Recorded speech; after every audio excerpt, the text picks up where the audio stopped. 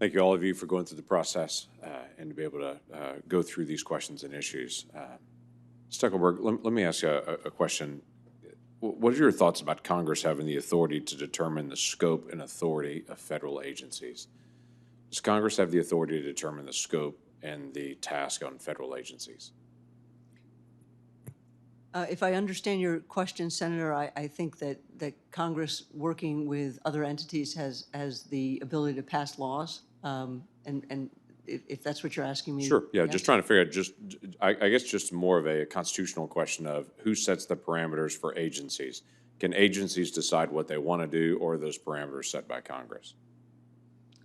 Senator, I've been nominated for the position of Assistant Secretary for Policy But Management. dealing with Budget, policy, and, yeah. And we'll absolutely be dealing with policy. Looking forward to working with you and others on this committee. I think that's outside the scope of what I will be doing on a day-to-day basis. I know the one thing that I will do is I will follow the regulations and the rules and the laws and work to implement the policies of the Secretary and the President. That's great. I asked, in 2016, you wrote at one point, in the face of persistent inaction in Congress to close the gaps in the nation's gun laws that leave many communities vulnerable to near daily gun violence, today's common sense actions demonstrate this administration's continued commitment to taking a comprehensive approach to addressing this public health crisis. Okay, no issue there. Then the next statement is, Center for American Progress is eager to continue working with leaders across the country to follow the President's example and explore opportunities to take action now without waiting for a recalcitrant legislature. That's one. In 2013, you wrote, there are more than a dozen appropriation riders passed each year, typically without any discussion or debate, which significantly limit the federal government's ability to regulate the firearms industry. Congress has interfered with the Bureau of Alcohol, Tobacco, and Firearms and Explosives' ability to fulfill its mission by enacting riders to the appropriation bills that dilute its power over licensed gun dealers.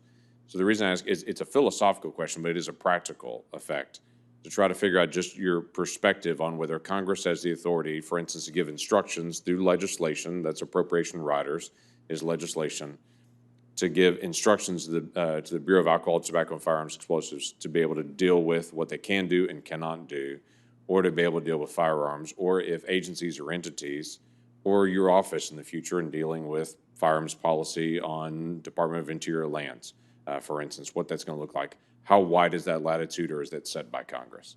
Senator, I look forward to working with you on further addressing this question, but let me zoom out for just one moment and say that absolutely Congress passes laws and works with agencies.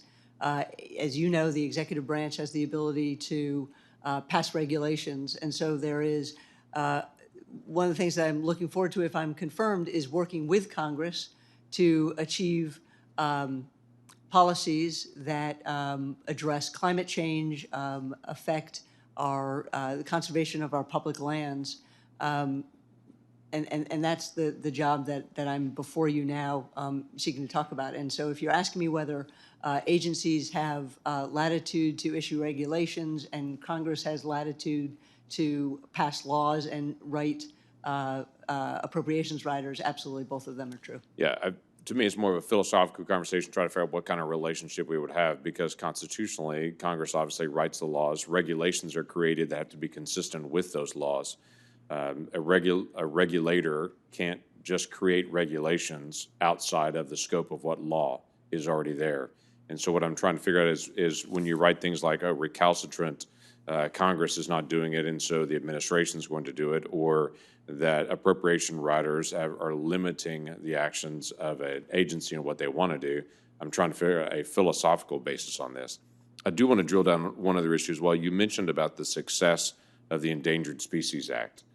There are some species that have recovered on that, but if I remember correctly, it's about 2% of the species that have actually graduated out of being listed in the Endangered Species Act. It's been a challenge for us in Oklahoma, for instance. We're dealing with the lesser prairie chicken in the western side of our state. We've done a lot of voluntary cooperation. Our farmers and ranchers and commercial entities have done a lot of work. And when the agency steps in and says, thanks for all your work on this, but now we're going to take it from here, it diminishes some of that. So we do have some work to be able to do to actually have the Endangered Species Act actually be successful. because I don't see a 2% graduation rate as successful. So there's some things that we still need to be able to do to try to recover these species and graduate them off.